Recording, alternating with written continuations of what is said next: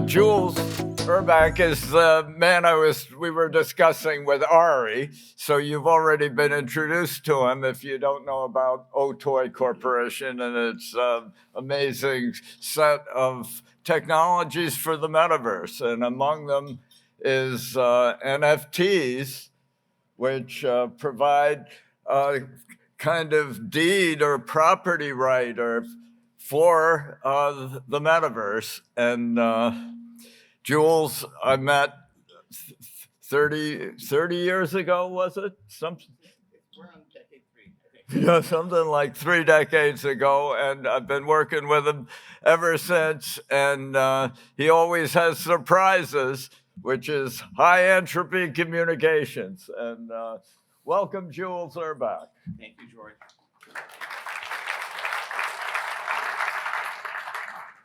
The talk from Peter was fascinating because really, we talk a lot about the metaverse as a squishy term, but it truly, to me, feels like that's the future of the internet that we've been heading towards for decades, and it touches everything. I mean, ultimately, the experiences that we have online, on the web, now through things like the blockchain, they're all evolving towards something that's a much richer, high-entropy communication system.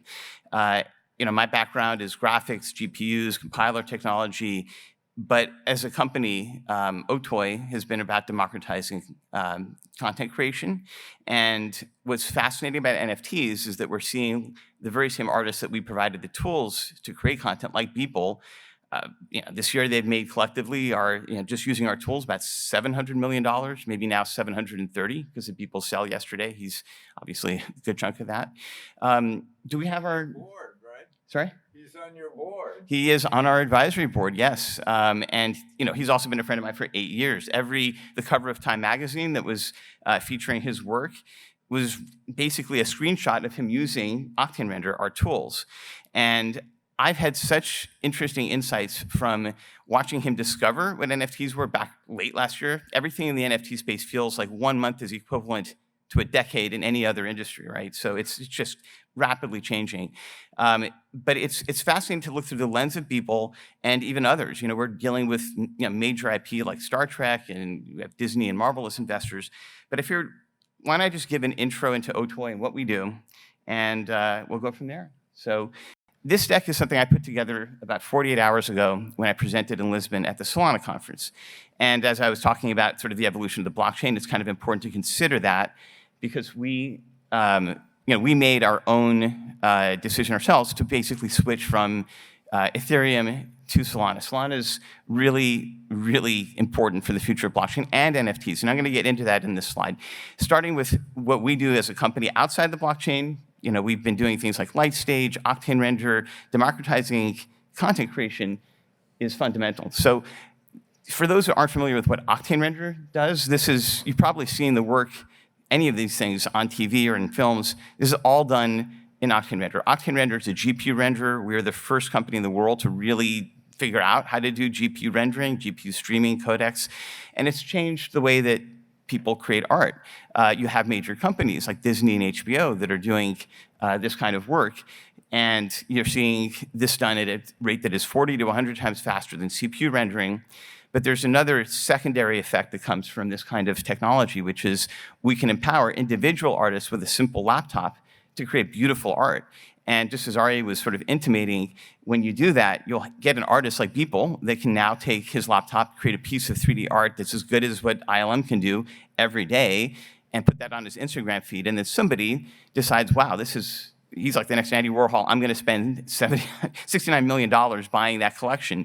But this kind of thing is not just for one artist. I mean, one thing to remember with Octane and with this kind of power, there's thousands and thousands of artists that have been using Octane. I mean, as a company, Otoy has delivered these tools. You have people making, like people that were doing Super Bowl commercials or halftime shows or motion graphics work. And this is, again, Marvel movies that have been done in it. But what's interesting with artists that are now able to make money with NFTs is that they're quitting those jobs. And this was my vision really for the furthest reaches of our company, was that we could enable people to just forget about the costs, forget about working for agencies, just figure out a way to make beautiful art, have the world appreciate it and pay for it. And we're there with NFTs. There's another important part of our company that actually extends beyond the art tools, and that's just the ecosystem. So we launched in 2017 the Render Network. The Render Network is designed to give you unlimited computing power because our artists use a GPU to create the artwork, but it takes 2 or 3 or 4 GPUs to render it 2 or 3 or 4 times faster. And even companies like Amazon and Google and Azure, they don't have enough GPUs. The actual reason why is that NVIDIA charges so much for data center GPUs, and they have a EULA that says you can't use their consumer cards, which are the same speed, but 8 times cheaper. You can't put that in a data center. So artists like our customers use their own machines locally, but there is a way around that, which is if we have decentralized GPUs, we pay those GPU miners that were mining Ethereum the dollar we pay Amazon or Google or Microsoft. We have something special. We have so much compute power now where we've blown past the total number of GPUs in AWS, Google, and Azure combined, and we have a long wait list of people wanting to come on the network because they know that if they even get a quarter of what Amazon pays for GPU hours, they'll be making more money than mining anything else. And there's a lot of latent GPU power that are out there. We also have plugins for every single 3D tool. Doesn't matter where you start or create things, whether it's Unity, Unreal, Photoshop even, we have plugins for everything. Those plug into the Render Network. And the network itself launched April of 2020, 10,000 active artists. And about 1 million, I guess now it's about $2 million worth of render jobs are being done every month. And that's just very, very, very, very early stages of the network. Our very first paying customer, and this is where things get super interesting, was John Knoll. John Knoll is he's the head architect at Industrialized Magic. He was doing a job not for Disney, where he normally works, but for the Hayden Planetarium. And he basically was like, I need this render for the Hayden Planetarium done in an hour. And he used the Render Network. This was done on decentralized public nodes, first commercial job from really a legend in the space. And ever since then, now we have Beeples and all these other artists that can now just do massive amounts of rendering work, create NFTs with them, and we're making those render jobs programmable. So they're rendered on the blockchain. There's something called proof of render. If the render isn't what you requested, and this is what we did on Amazon, you get, the job goes to some other node, and it's like Uber, the node that does this right gets a higher rating, the one that doesn't gets a lower rating, and you get paid in cryptocurrency, and everyone loves that. Now, what's interesting is Microsoft and Google and others looked at what we were doing, and they didn't feel particularly threatened by it. They just were like, well, can we add our GPUs to the Render Network? And so we said yes, of course. And they have extra security, which you don't have necessarily on the decentralized network, but the security is still really good to the point where you can still do commercial work. We rendered the Apple keynote on the decentralized network. We were just in the Apple keynote a couple of weeks ago. Google joined. Amazon's been a partner. So what's interesting for these massive companies about renders, they're getting data from us. They're seeing what the market would be if you had the ability to capitalize basically the GPU network that they have in the public cloud to the level we have on the decentralized system. And they don't necessarily look at this as a threat. There's a lot of problems with centralized computing in the data center with GPUs. The costs are one of them. So they've been great partners in terms of just being part of this whole evolution. And where we are now with Solana is a sort of a critical juncture. We've been paying people in Ethereum tokens. Our render token was ERC20. We moved to side chains to get level 2 to get, which basically means you're able to not use as much gas, but it's still a pain in the butt. And you can't really program the blockchain like you can a computer. That's all changed with Solana. We can now create, we do GPU compilers. We've worked with partners like Apple to bring our GPU rendering and our compiler tools to even iOS devices. And we want to just be able to program anything on the Render Network, not just rendering jobs, but also AI, any sort of general purpose compute task. And we want to be able to also have that very same code compile on chain. And it's very hard to do that when you have an EVM or virtual machine for domain-specific language, which is kind of what you have in Ethereum. So Solana was really key for that transition.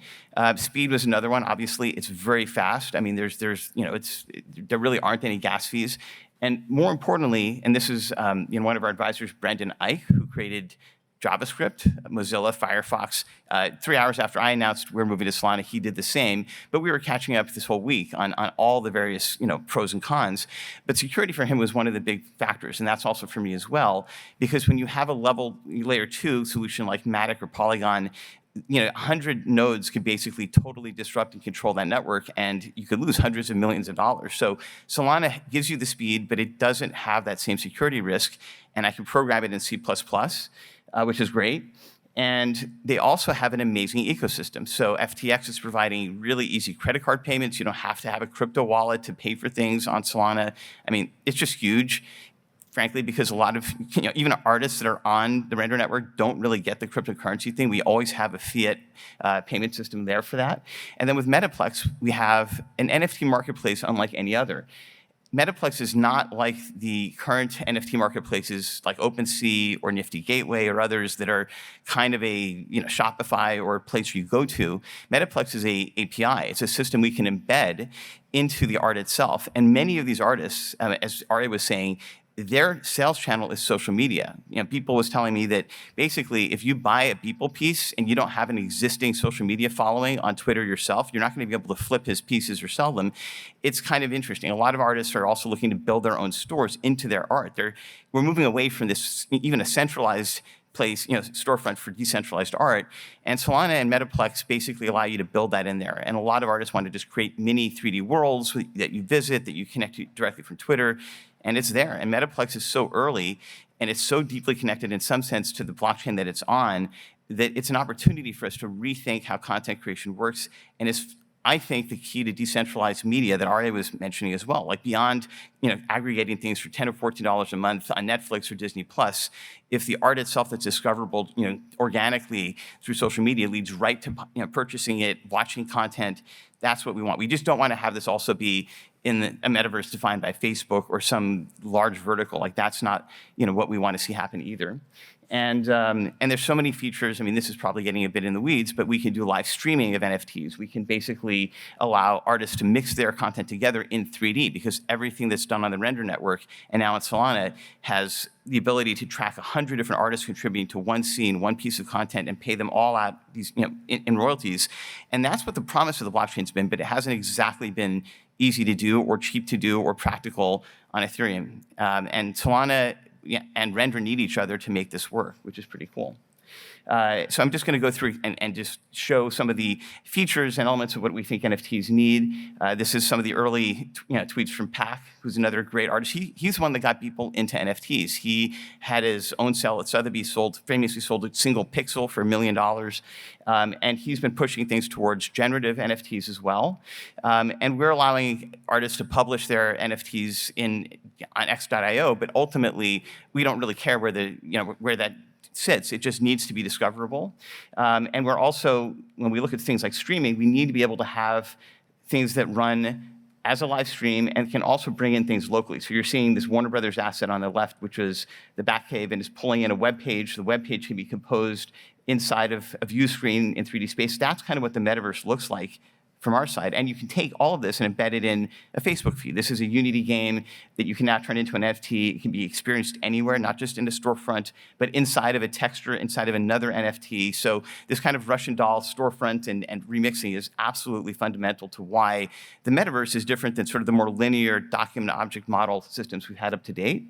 We've also built SDKs that are used by we dog-fooded ourselves, but it's used for others to create anything that you want. That's so that we can take Render above and beyond rendering, but also allow people to do general purpose compute, AI jobs. John Carmack, who used to work entirely on VR, is looking at Render for AGI. Like he wants to basically build these things, and he needs tens of thousands of GPUs. Google, even when he complains on Twitter about it, and they give him more, it's like 30 to 300 GPUs, not enough at all. And so we solve these scalable problems that go way beyond just rendering.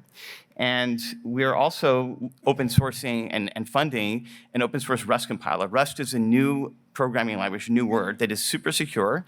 If you program it, you get the same sort of performance as native code, but it's safe from memory overruns and things like that. And it's the default language of Solana, but it's not on the GPU. So we will be funding that development, and we're going to open source that whole tool chain.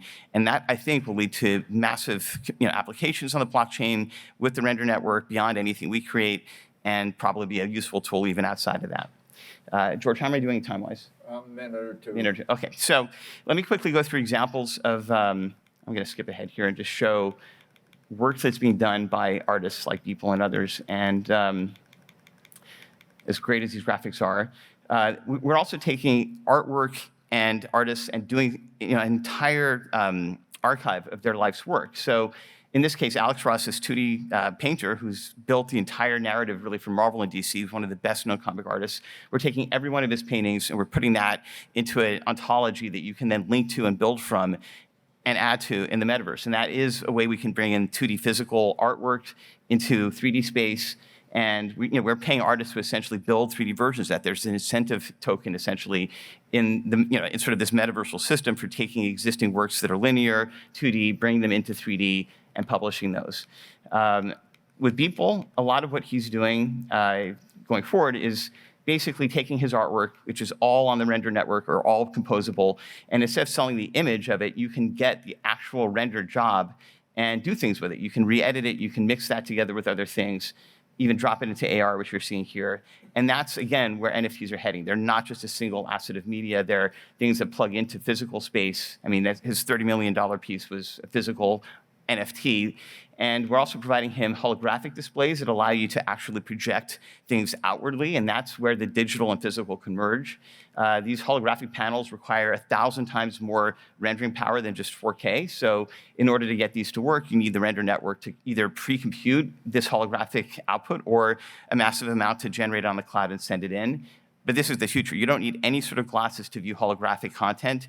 This technology is brand new. It was just shown in September. We've partnered with that company. It's called Lightfill Lab, and it's amazing. And as we move towards the holodeck, the last piece that I want to show is the work that we're doing with the Roddenberry estate to bring Star Trek to life in the metaverse. And this is taking all of the content that Gene Roddenberry ever created, all of his documents, and the blueprints for the Starship Enterprise, and building the team led by the people that worked with him for 30 years and recreating the Enterprise quiescently in the metaverse. And this is what Apple showed in their keynote that I was in three weeks ago. It's absolutely, the entire world line of the Enterprise. We know what episodes we're in, we know what happens in its fictional timeline, but you can go inside of it, you can live in it, it's incredible. And as we're building it, we're also building the entire solar system, the Earth.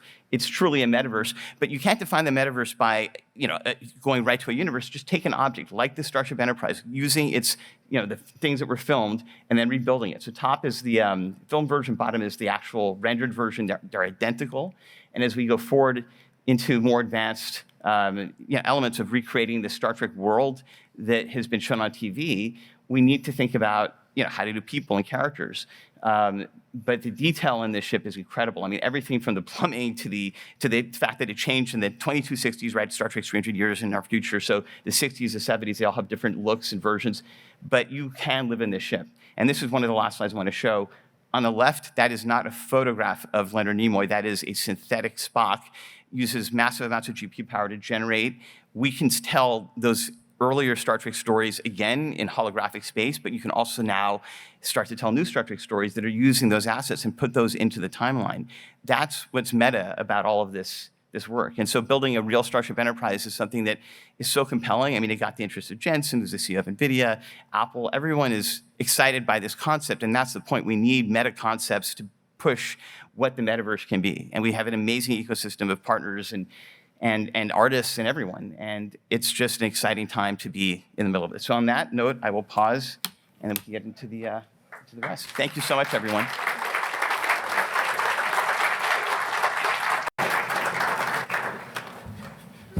The one and only Bill Dembski, who's both a sponsor of COSM and he's author of an array of brilliant books, and he's now got a thesis about NFTs. Okay, thank you, George.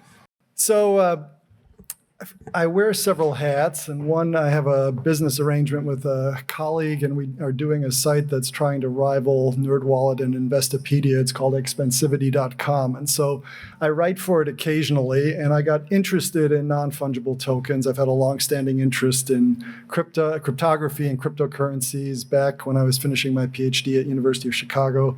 My last year, they had Adi Shamir of RSA fame was a visiting professor, and so I did a postdoc at Princeton after that with Andrew Yao. So it's been a long-standing interest of mine, and then also with cryptocurrencies as they came out. I learned of Bitcoin pretty shortly after it came out. So basically, I've been watching this from afar. I come at this more as an outsider, as a dilettante. But anyway, I got interested in the non-fungible tokens because there was such a buzz about it. So what I did is I ended up writing an article for expensivity.com in which I did, as it were, a secret shopper experiment. I decided to do my own non-fungible token and see what that all looked like. So one of the things you learn very quickly is, Ethereum certainly dominates everything. It was great to see Jules talk about Solana because that does seem to be the up and coming one. But if you look, and things change so quickly, but when I was last looking at this a week ago, you look at the Wikipedia article on the top NFTs that have sold. The top 38 or top 35 were all on the Ethereum blockchain, and then Solana and Cardano were at 36, 37, and 38. So they're starting to chip in there, get into that action. But the problem that I'm seeing with these NFTs is a real question of ownership. If you want to build an NFT, typically you have to go to an exchange. If you're an artist, Super Rare is probably the place to go. To go to Christie's or Sotheby's, it seems that's the rarefied atmosphere. But most people, when they go and try to build an NFT, they end up going to one of these NFT exchanges. And one thing you notice immediately is that the NFT does not actually reside on the cryptocurrency blockchain. Instead, it resides at the exchange, and then there's a pointer that goes to the blockchain. It turns out with Ethereum, because it's so slow, it actually, for 1 megabyte, it takes about 13 minutes to upload a 1 megabyte JPEG, let's say. So I ended up I'm just going to skip ahead because so this is an NFT that I set up back in 2007. My wife and I and our children happened to be in Iowa for the Democratic. We had family up there and we're visiting. So she took a bunch of pictures of various media personalities and politicians. In most of them, my daughter is somewhere there, but she's been cropped out. So this is an NFT that I created. Put it up at Rarible, which is one of the NFT exchanges.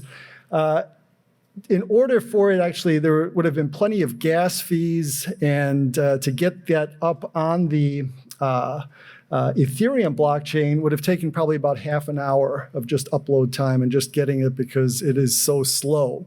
So now Solana, I wonder how much more quickly that could happen, because it does seem to be just a much more efficient blockchain. But so the question though is this. Okay, so this is a PNG image. It's up there. You can buy it for 0.1 Ether, which last I looked was about $470. So if you buy that from me, you go to Rarible and you pay the Ether for that. In what sense do you own it? Okay.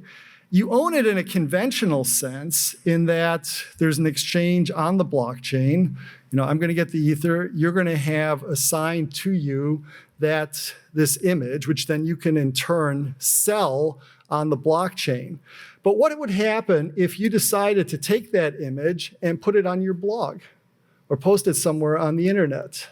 So I developed various websites, and there are scam outfits where they will own images, they'll dangle them in front of people with the hope that they'll put them on their website and then they'll sue you for it. So if you took that image, you bought it in quotes, but then posted it on your website, I can go and sue you for it. So in what sense then do you really own what this is?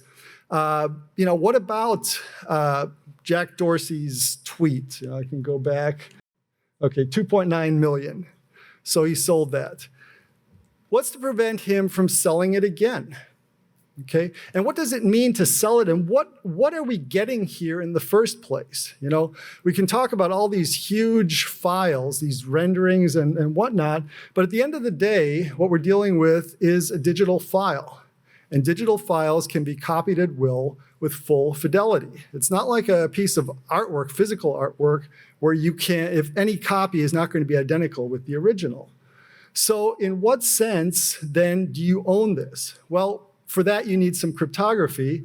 And what's key there is to have a public-private cryptographic key, where the private key is then used to put a signature that's not going to be repudiatable. Okay, so you put your signature on it, and you then sign it over. Actually, what you're going to need, you're going to have to take that digital file or digital asset.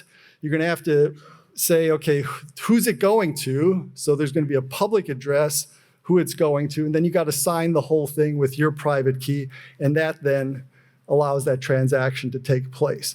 So it's a signature on it that is going to allow you to, that's what's the difference maker. It's not just a file. It's not just that PNG image. There has to be a signature to it, and that's what makes the NFT. But a problem there is that anything that can be done digitally once can be done digitally again. So what is to prevent Jack Dorsey from taking that first tweet and deciding to sign it again and resell it? Now he may not do it.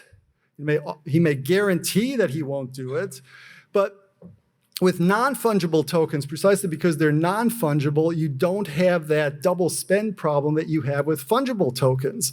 So the prospect of somebody, an artist, signing it again is real. And so that can happen. People can do it with his art. You can just keep doing it. So what will guarantee that you're actually signing over real ownership and not this, what I would call a sham ownership, which is what NFTs are giving you at this point? I mean, it's a real problem because, the law is not recognizing these. Everything happens on these blockchains, which are, as it were, occluded from legal and social scrutiny. And so anonymity ends up being a big deal within cryptocurrencies, but actually it's turning out to be not a big deal with non-fungible tokens, because you want the identity of the artist to be known. In fact, the premier NFT exchange, Super Rare, will stress that they want a public identity. They don't want somebody who's just hiding in the shadows. So with all of that, I started thinking about it. Well, what would it take for an NFT to actually transfer ownership? And that's why it wasn't really a subtitle, it was an alternative title. Let me go back, or how to create NFTs on eBay that transfer real ownership. Is it possible to construct NFTs that transfer real ownership? They're going to need cryptography, but without cryptocurrency. So that was the challenge. So I'm going to skip ahead, but I'm going to lay out what I take to be a protocol that would transfer real ownership. So I call it a DIY protocol. And the strength, if the proposal flies, I think a strength of it is that it's really going to be portable. I think right now with NFTs, if you've got your NFT on Solana, you're forever stuck on Solana. If you do it on Ethereum, you're forever stuck on Ethereum. So is it possible to have NFTs which are portable, which you can move from marketplace to marketplace, and real marketplaces, not just cryptocurrency marketplaces? So let me just run through it, and then we'll be done, and we can go for Q&A. So first thing is to establish a clear and true online identity. Then once that is, you create your digital asset. Okay, and that's just going to be a digital file. So next thing, assert effective ownership of the digital asset. And one thing I think I find helpful in in a situation like this is to get some sort of anticipatory hash or something that will be an identifier that really nails it down. So hash functions basically serve as digital fingerprints. They mark these items so that it's very clear. So you can put that hash up online, and it asserts your authority, or it asserts your priority in the construction of that digital asset that is going to then get tokenized. Get yourself a public-private cryptographic key. You don't have to associate it with a particular blockchain, and use whichever you like, and so you get that. Plenty of online resources for doing it. And then publicize that public key and tie it clearly to your identity. You can do that. There's nothing standing in the way of that. Offer your digital asset for sale on eBay. So you go and do it. Really, all this approach needs is accurate timestamping and a record of the transactions. Right now, eBay keeps a record of transactions for 90 days. If they were to update that or upgrade that so that you have a full archive, this approach will work. So when I say on eBay doing this modulo, having their archiving being across all time. So you offer it for sale, so it appears there as it would with any other asset. It can be, so it can be an auction, it can be for a fixed price, best offer. So you receive payment in dollars. I just as soon get the payment in dollars rather than cryptocurrencies. I mean, it's the fluctuations are incredible. So get paid. Receive the buyer's public cryptographic key address. So gives it to you. And then form an NFT consisting of the digital asset and a transfer of ownership agreement. Okay, so you actually fold a legally binding document into the NFT, and it could look as simple as this. So Alice and Bob, those are standard cryptographic agents that are exchanging or transacting. So I put in double brackets, placeholders. So this is what it could look like. Alice, who's then the owner or creator of the asset, whose public cryptographic key is pub key 1, as the owner of the asset, digital asset, whose identifying hash is then this hash. I mean, it's important to get a hash in there so that the digital asset is precisely identified.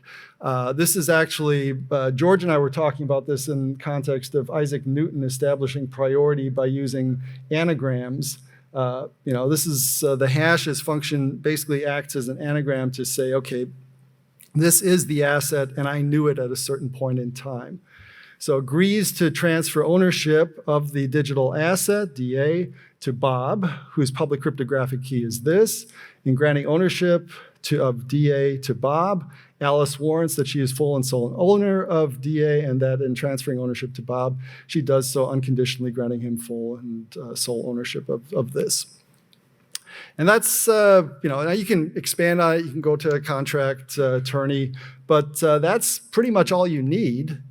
And then the buyer downloads the NFT. This is, the NFT is not just the digital asset, it is the digital asset plus that ownership agreement signed, assumes owner, and so the buyer downloads it, assumes ownership of the underlying digital asset.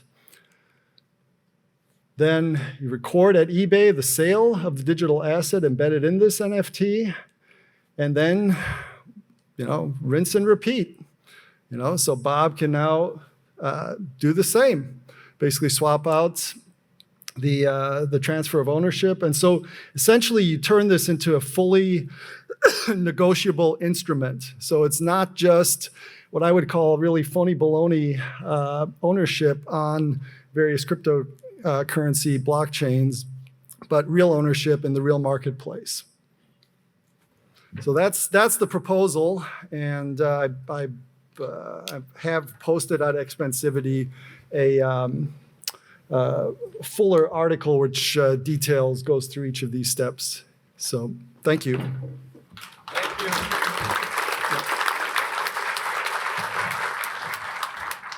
We do have just a few minutes for questions. George, did you want to weigh in on anything you heard? First of all, everything your points about the NFTs not being real are real. Like people was supposed to say, why is my JPEG worth so much? We need to do something about this. Probably one of the points that was lost in what my presentation, I was going fast at the end, was that people and Alex and others, their entire history of work, those archives are to show everything they've ever done, because NFTs are reputational. And also, people's like, I'm going to makerspace now because they take dollars, and artists, people want to get paid in dollars. So these are all real points. They're all in some ways, I think, being addressed by different parties. But to solve some of these problems of provenance, you do want to have the artists basically say, this is everything that I've ever done, whether it's on chain or not. Here it is. And if it could be if it generates on the chain and there's a proof of render, then it is like the atoms and bits. Even if you re-render something again, one of people's pieces, it'll be slightly off because there's a random seed, and all of those things help with these problems. But the points you brought up are absolutely valid. I do think there's some newer technology, Solana is one of them, that can make this thing work better on chain, but everyone wants dollars in, dollars out. So that, I agree, is a People problem. want dollars now. Yeah. Whether they'll want them next year or not. We'll see. Yeah. Yeah. Bill, go ahead. And I think you're exactly right. I think it helps though when you're a personality like me. I mean, that was the theme that was coming up over and over again with these NFTs. They're digital collectibles, and that the provenance is so important. And it helps when you have some major figure like Beeple who's doing this. But what about an amateur like me who posts that my NFT on Rarible, and then you look at the fine print there, and they take no responsibility if it falls off a cliff, if somehow because it's not it's supposed to be on the Ethereum blockchain, but it's actually on their server. Servers, and yep. if something breaks there, It's their over. fine print says it's gone. It's crazy. So there's absolutely no, so to take it off of the blockchain and do something like this, it seems to me, at least for an ordinary Joe, who doesn't have, the sorts of resources that Beeple does, my approach would be the safer one. True. I mean, and those are great points. I will say there's a 14-year-old I had dinner with in New York a week ago who just got Octane 6 months ago and sold his NFT for $1 million. There are people that are using our tools, 3D in particular, to become the next Beeple. People never sold anything for more than $100 until last November.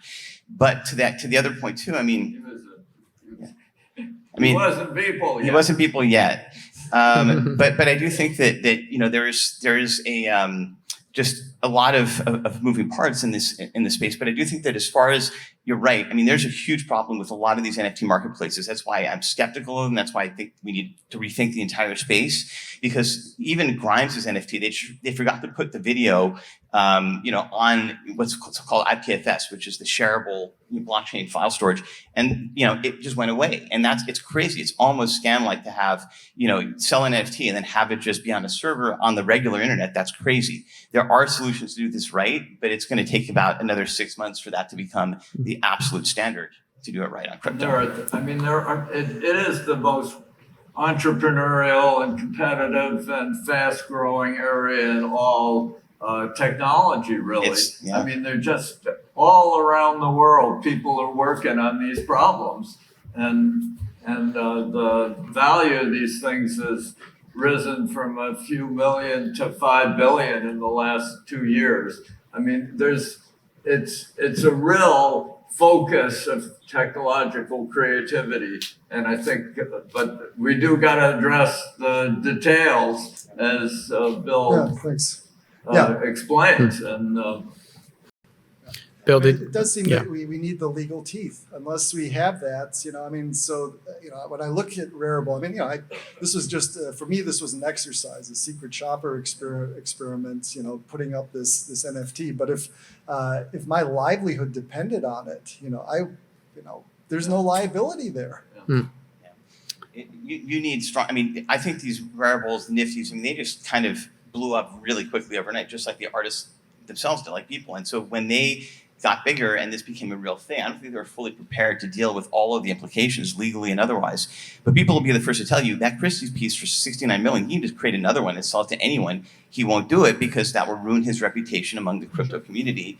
But, you know. I mean, But he could. This is, I mean, these NFTs are embodied in whole communities. Exactly. It's social. It's very social. What you're buying is not merely a particular digital file. You're buying a participation in a community and future events and access to the artist often. I mean, it's part of Ari's world as well as Jules's, and it's Hernando de Soto sees NFTs as providing a new global standard for property rights all over the world to actually resolve the problem of third world poverty that derives from people not having any secure way to demonstrate their ownership of their own housing or property, it's the more I read about this, the more exciting it becomes. But obviously, the details have to be worked out. But it is a new frontier of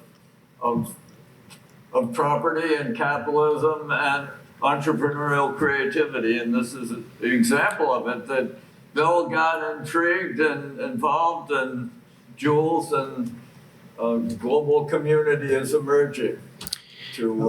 At the risk of being cliche, I think that the devil is in the details, and there's a real Yeah. devil here. And they're devils. I agree. So that was a great introduction, and I don't see people waiting for questions. But the good news is I know both Jules and Bill are going to be around. We're going to take a 15-minute break. If you were too bashful to ask a question, I'm sure they'd be happy to answer your question during the break. So thank you for a fascinating panel. Appreciate it. And we'll